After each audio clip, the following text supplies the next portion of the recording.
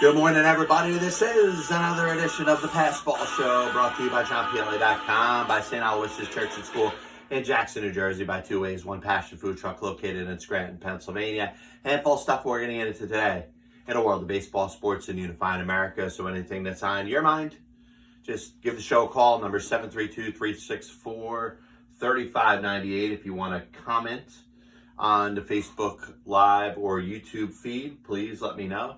You can also follow the show on iTunes and Google Play.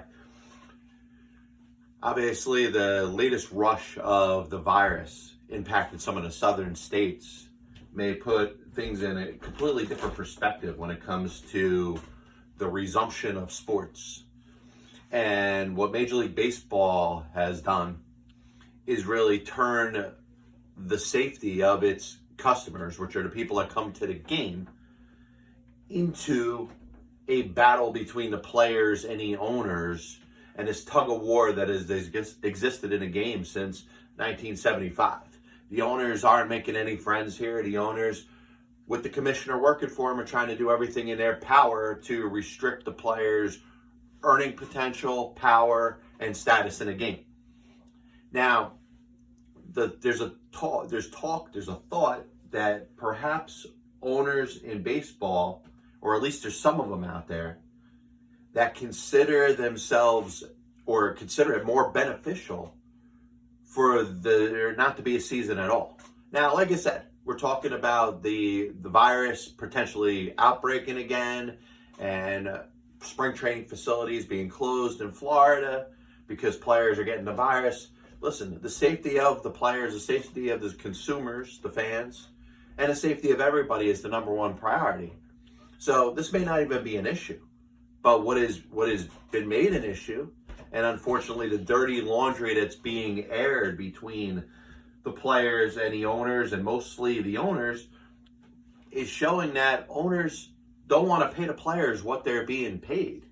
And these are salaries that the owners have already agreed to. And if the talk is amongst owners that there may be at least 6 of them that think it would be more profitable or fiscally responsible for them not to play a baseball season at all, that these owners need to be identified. These owners need to be called out.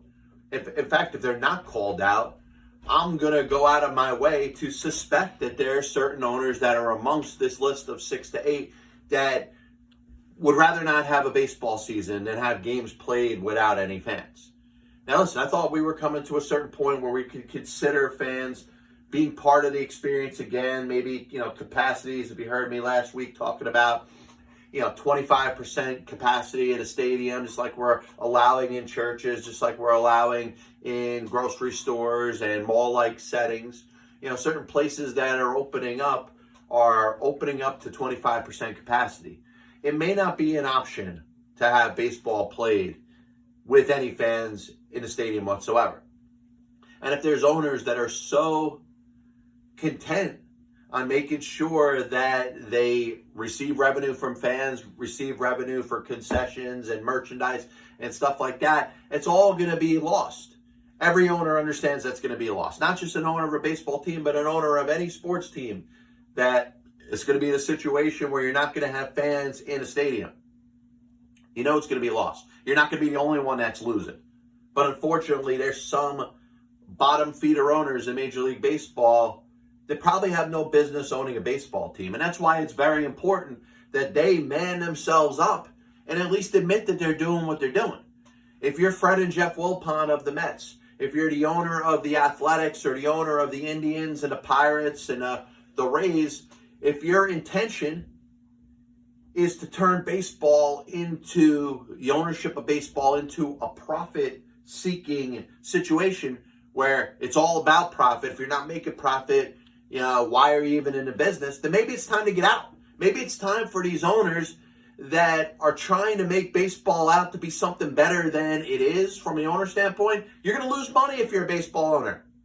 You know what? I'm sure there's plenty of people out there that have millions and millions and maybe billions of dollars that wouldn't mind owning a Major League Baseball team. Give them a chance to do it. I bet you some of them would understand that owning a baseball team, you're going to have to take some sort of loss. I bet you they would understand that you have to allocate a certain amount of money towards paying your players. And you can't get away with having a $20 million payroll as an owner of a Major League Baseball team. It's time for these owners that don't want to be involved in a sport to try to sell their teams and get away. But there should be more pressure from the general public. And when you have people that are out there talking and bringing these topics up, there should be more pressure on these owners to have to be accountable for what it is that they're trying to do. Now, I'm not going to assume that every owner is trying to get away from baseball. I'm not looking at every owner as not understanding that there's going to be some loss and you have to allocate a certain amount of money for players. But these are the owners, the ones that I'm talking about, are the ones that are getting into the head of the commissioner. They're the ones that are within speaking distance of Commissioner Manfred and are letting their opinions be known. Now, if we make these statements public, if we make this information public, at least we'll have a better understanding. You know, if you're a fan of a team that you know that the owner could care less whether that team ever wins, you're going to be less inclined to go to games. You're going to be less inclined to throw your entire support behind there. And you know what? Those owners would have to answer to the media. And that's all I'm asking for. I'm asking for these owners that have such an issue with owning a baseball team, would rather not have a season in 2020. Now listen, I understand. Like I said, I'm going to keep repeating myself because what's happening with the virus and spreading and the whole thing is a serious thing. And if it gets to a point where we have another outbreak, if we have another stay-at-home order, if things end up getting a little bit worse, I don't think we should even worry about having any sort of sports. But the Major League Baseball owners brought this upon themselves. They were the ones that turned something that initially was for the safety of its consumer, the fans and the players and the people that are involved in this, to make sure everybody's safe. They took that and turned this into a baseball political war.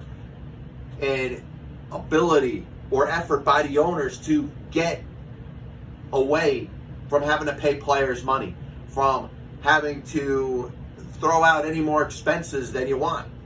Like I said, if you're an owner of a baseball team and you don't like the way things are going now, maybe it's time to sell. Or maybe you wait till baseball gets back and your team has a little more value, because I bet you not too many baseball teams have a lot of value right now. If there's a team for sale in baseball, I'm sure it's a buyer's market. But maybe wait for things to get back to where they need to be and put your team up for sale and sell it to somebody that gives a damn. Sell it to somebody that's going to care about its fans. That's going to care about the condition of the team. That's going to try to win.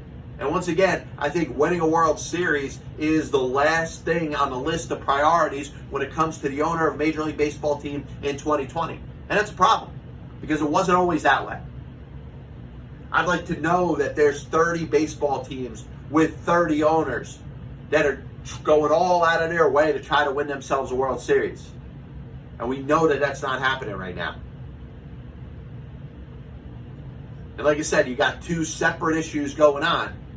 And it pisses me off that the owners took this very serious health matter when it comes to the fans, to the players, to the employees, to everybody that's involved there. A serious health scare. And made it about trying to gain themselves more power, paying players less than what you agreed to. These owners agreed to pay these contracts. We talk about $200 million contracts, $300 million contracts as they're in baseball. Oh my God, the players are getting paid so much money. Who do you think signing these contracts? Who do you think signing these players? Owners are going to claim poverty when they're the ones giving out $300 million contracts? These are the same owners that were guilty of collusion in the 1980s. There was proof of it. There were 3 separate settlements. They admitted wrongdoing. It's disgusting. I think it's very important that these owners speak up. Not just from a point of being able to identify who doesn't want a baseball team and who wants a baseball team, who should basically sell their baseball team. But how about from the owner's standpoint, for the opportunity that they could get with the freedom of speech to express their own opinion? But they're going to hide.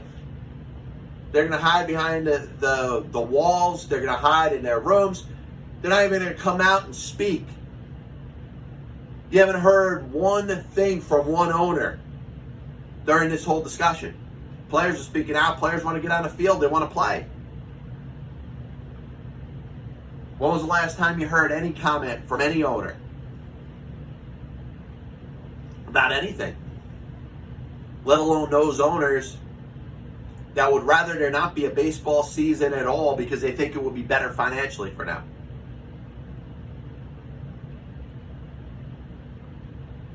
You have a disaster going on in baseball as we get set for the collective bargaining agreement in a couple of years. You have a commissioner that really has become the ultimate owner's stand, which, listen, he's supposed to be a moderator, but most importantly, he's supposed to represent the voice and the views of the owners. And that should be understood. He should be on the owner's side. But for him to take the Kool-Aid that he's drank and believe that he could change the game by eliminating minor league teams, by eliminating rounds of the draft, by basically cutting players' salaries, which is unprecedented.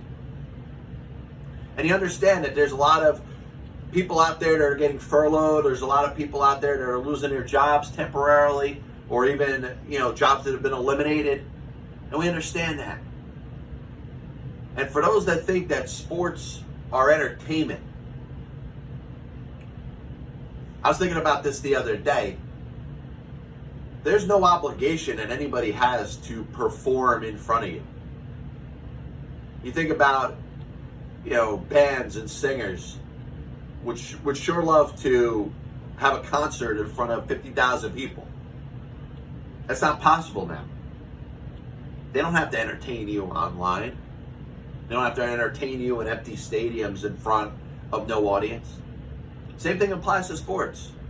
Sports are a great sanctuary. It's very important for people to look at sports as kind of a diversion to problems that they have in their own lives, whether they're personal, whether they are afraid about the latest outbreak of the coronavirus, whether they're entrenched in their political position and their political wars that they have that, are their own fault for involving themselves in that bullshit.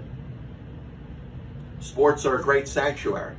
They're great to pull you away from that, and at least temporarily not think of the daily monotony and the garbage that are polluting your lives. But sports don't have to be there. And it's not, and if you think about it, stadiums and sites in Florida, they're starting to close down. Florida is seeing this influx of people getting this virus. Same thing's happening in Texas and Georgia and all these other states. Safety should be number one. Safety should be the priority. You don't want anybody getting sick. And that's why it bothers me even more that the Major League Baseball owners have taken this unfortunate situation and used it in a way to try to gain power back. Basically try to try to overturn the Peter Seitz decision of 1975.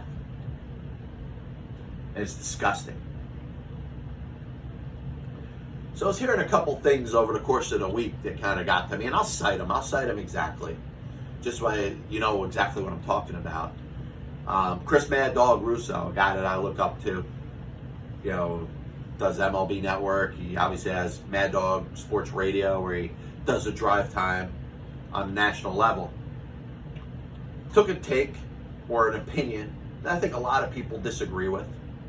In fact, I've been very outspoken about how I feel about the owners and the players in Major League Baseball. And, Mad Dog decided to take the role of supporting the owners and taking a shot at players that have underperformed their contracts. And it may come out as a very bad take. Phil Mushnick of the New York Post writes a story this past week, basically taking a shot at Mets star first baseman Pete Alonso. And Pete obviously has done great things for the community. He's won the Rookie of the Year. He hit 53 home runs, something that no rookie in Major League Baseball history has ever done. He comes off as a genuine person, born leader, somebody that you think down the road will probably be either the Mets team leader or captain down the road. Phil Mushnick doesn't like the fact that he uses the F word and basically puts together a story negative about Pete Alonso. Now, the general public is not going to take that very well. I don't agree with Mushnick's take. Just like I don't agree with Mad Dog's take when he wants to take the side of the owners over the players. But I think people in the social media world got to relax. The thought is, Mad Dog's got to get off the radio. He's got to get off TV on MLB Network. Mushnick's got to stop writing for the Post. Number one, you're basically feeding into exactly what you're saying that you're against. Do you think Phil Mushnick's writing a story because he wants a bunch of people patting him on the back, saying how great of a writer he is, how great of a newspaper story that was for the New York Post? Phil Mushnick's been doing what he's been doing for years. He's been baiting people. And you know what? You're going to get just as many people that are going to be interested in your story that like it as much as hate it. And how many clicks do you think Phil Mushnick's story is getting? It's getting a ton. It's getting a ton of reaction. It might be on a negative side, but it's getting a reaction. And that's why Phil Mushnick does what he does. Mad Dogs on Twitter having players go at him while you're looking at Chris Mad Dog Russo trending, amongst the top 5 in the entire country when you're talking about Donald Trump and a coronavirus. Do you think Mad Dog Russo's happy about that? Absolutely. He's doing what he's trying to do, and that's get attention. So when you're out there saying these people should stop doing what they're doing, Mushnick shouldn't write anymore, Mad Dog shouldn't be on the air anymore. Why? Because they have a take that you don't agree with? And once again, since when do we live in a cookie cutter world that everybody has to believe the same thing? Aren't we talking about, with Black Lives Matter to make sure everybody gets their own voice, their own opinion, and it all gets treated the same?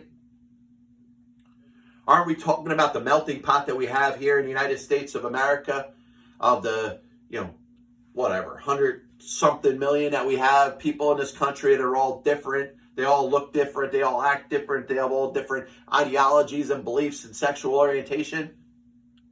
So when we're saying that it's okay for everybody to be what they are, it's okay for everybody to have their own opinion, but maybe, the same shouldn't apply to anybody in the media.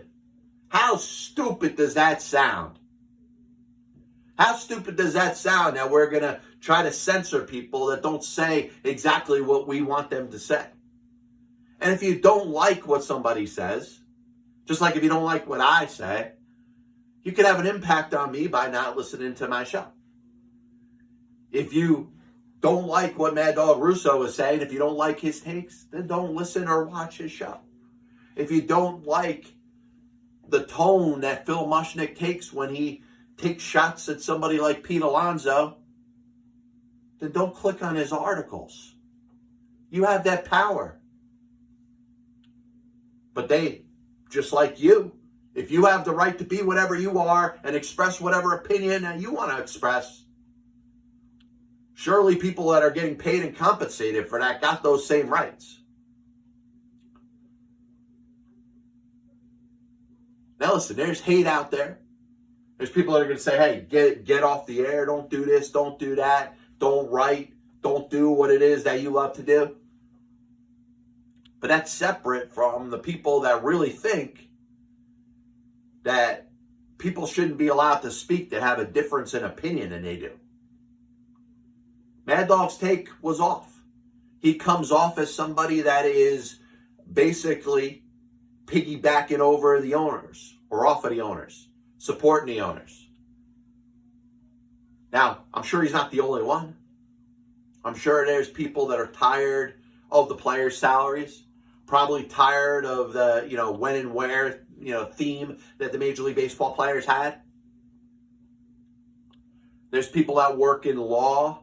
There's people that are entrepreneurs and business owners that understand the position of the owners. There's people that were around before 1975 and thought that the reserve clause was the ultimate thing for Major League Baseball and its players. Now, that's I think, an erroneous statement. That's a statement that doesn't come across too well, but it's an opinion that somebody could have. And I made my share of questionable takes. I made my share of bad takes. It's not going to stop me from making them. You have your opinion. I have mine. Like I said, Mad Dog in this case and Phil Mushnick in this case have their own opinions. But I think in Mushnick's case, he knew what he was up against. He knew what was going to probably happen or the response of his article that he was writing. But you know what he also knew? He also knew it was going to get a ton of attention. He also knew his article was going to get a ton of clicks. This copyright and broadcast is authorized under internet rights granted by the World Wide Web and is solely for entertainment of our audience. Any publication or reproduction or the use of the pictures, descriptions, and accounts of this show without the express written consent of the Past Ball Show, JohnPLA.com and John PLA LLC is prohibited. Any commercial or other use of the program, such as by charging admission for its showing, is similarly prohibited. Thinking top postseason pitchers in Major League Baseball history. Thinking of the Curt Schillings of the world, the John Smoltz of the world. Andy Pettitte had some ups and downs. He had some great moments, but also some bad moments. I think of Bob Gibson. I think of Mickey Lolich. Sandy Koufax, obviously some of the World Series he had that were immaculate. One of the ones that doesn't get a ton of attention is a pitcher for the Cleveland Indians by the name of Stan Coveleski. And the reason I bring this up is we're looking at the 100th anniversary of the 1920 Cleveland Indians. And we spoke last year, we did the 100th anniversary of the 1919 Black Sox. And there was a lot of negative vibes that were involved in that because most of it was centered around the fact that the Chicago White Sox threw the World Series. They lost the World Series intentional. And it kind of put a dark mark on the Cincinnati Reds, who won their first World Series championship at the time. I spoke about the Reds and Ed Roush and those guys kind of being underrated. Pat Moran, the manager, unfortunately, he didn't have that many more years to live. And a very good story of a Cincinnati Reds team that should be proud of their first World Series championship was thrown aside because of what the White Sox did, because of what Chick Gandil and Swede Risberg initiated.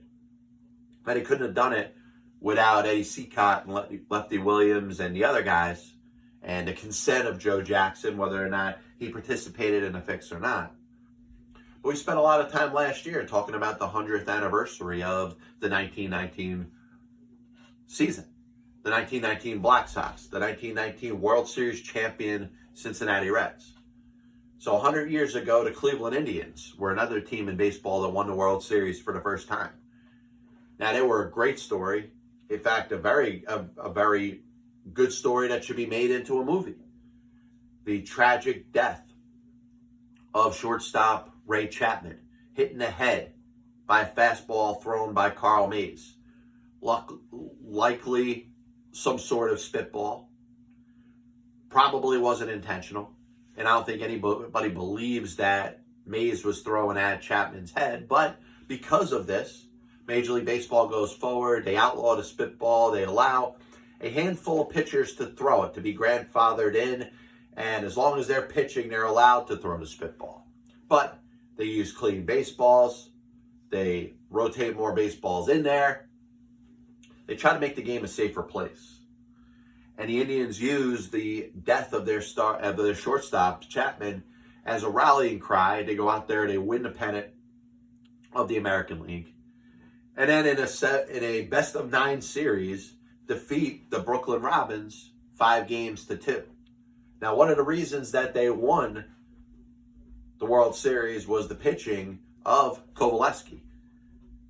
Now, after the 1920 season, which is after, of course, the Ray Chapman death and the season that I'm citing right now, Major League Baseball comes up with the rule to outlaw the spitball and to grandfather in a handful of pitchers that they're going to allow to throw the spitball throughout the rest of their career. Stan Coveleski was one of them.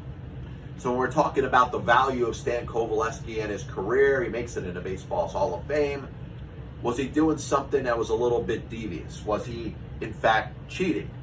Well, if there wasn't a rule against it, throwing a spitball was not illegal, so technically he wasn't cheating. But he was throwing a pitch that was outlawed in baseball.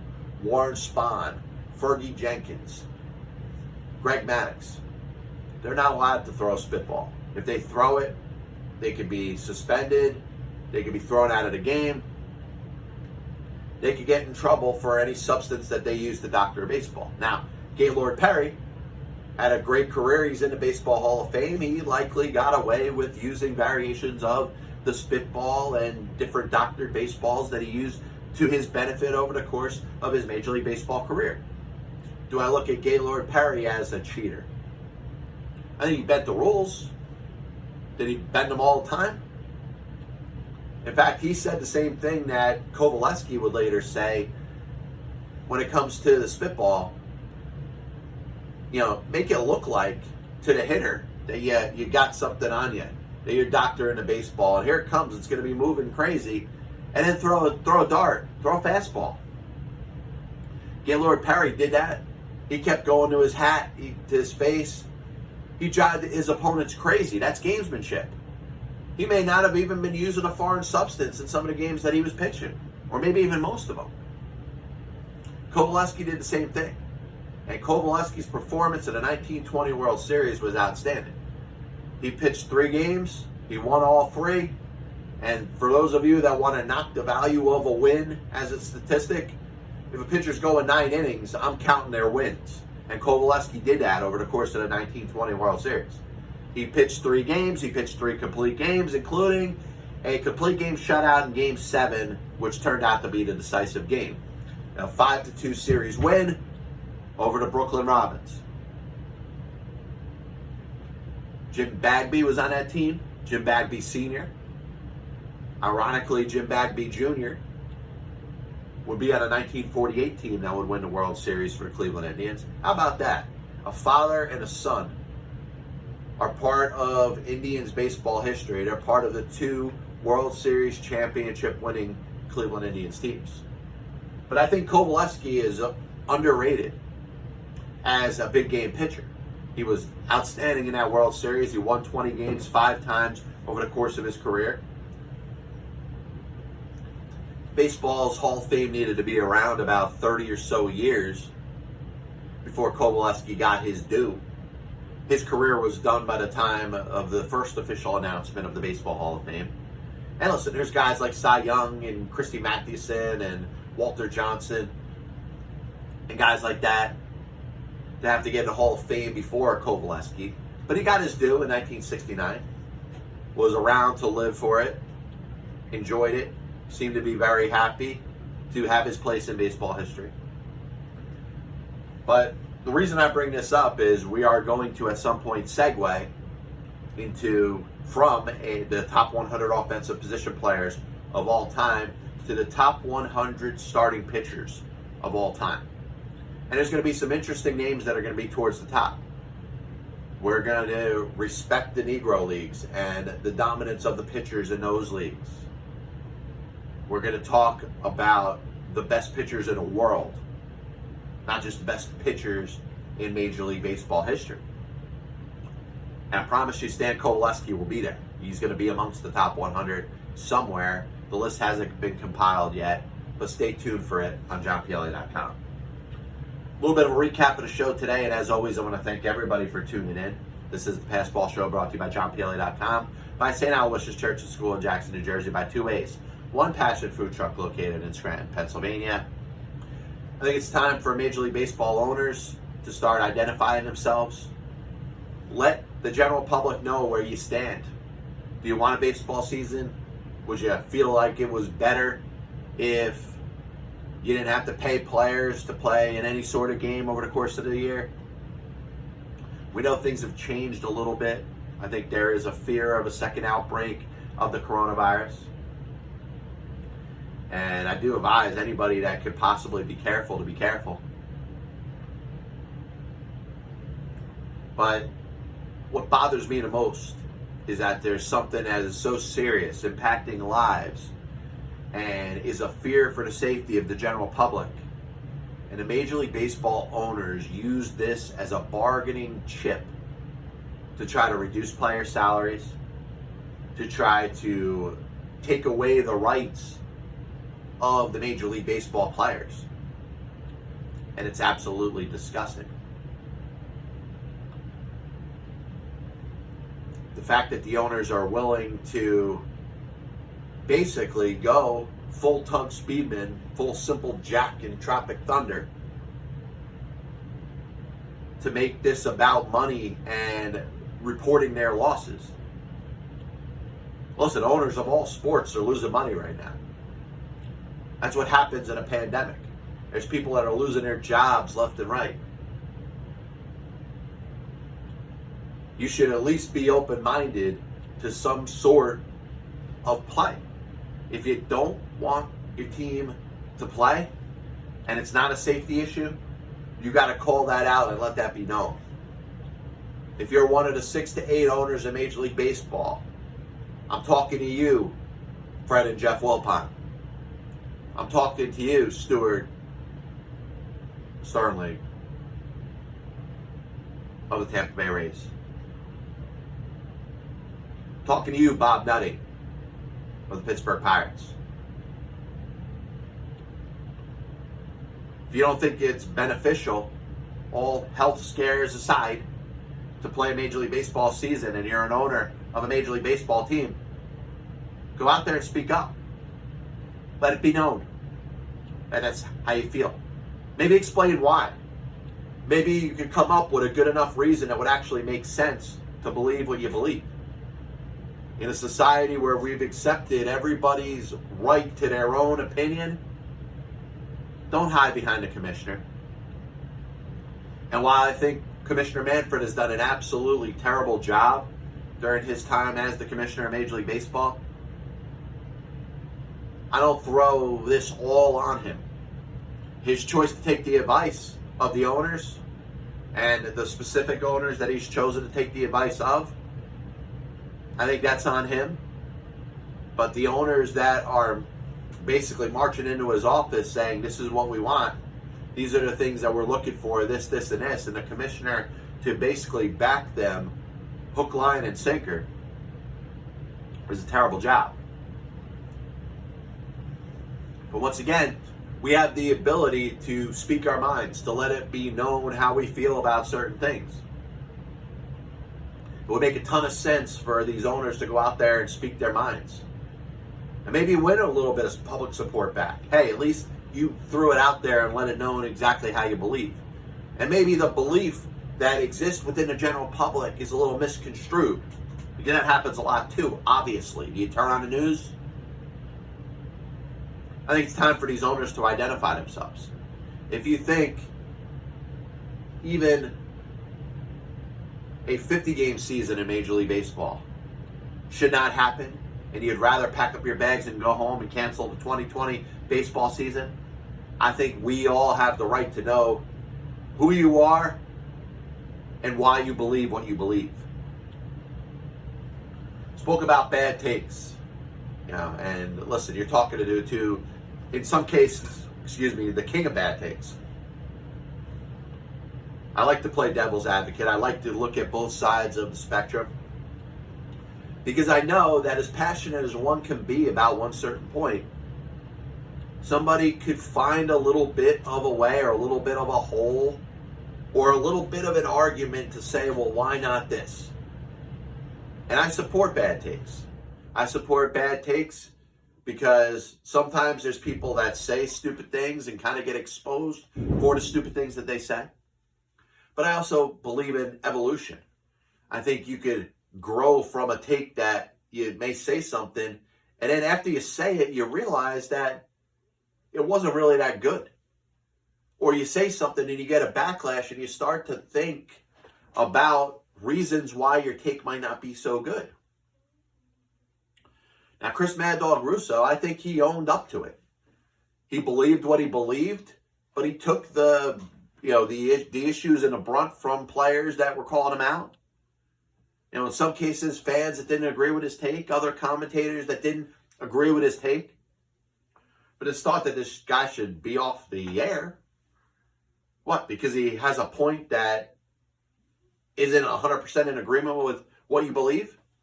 Now, it's an unpopular take. So is Phil Mushnick's post, no pun intended, with the New York Post talking about Pete Alonso, his excessive use of the F-bomb. Does that make him a bad person? And I didn't read the article because I didn't have any interest in reading the article. A lot of people did, though. And most of the people didn't agree with Mr. Mushnick's point. And it's not going to stop him from writing articles, especially when you're going to be out there clicking it and sharing it. When you're sharing it on Twitter with the subtext of whatever you want to say, you can make it to be as bad as you want it to be.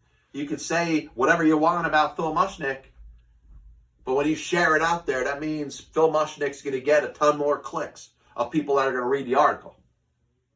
And guess what? He's in the business for internet clicks.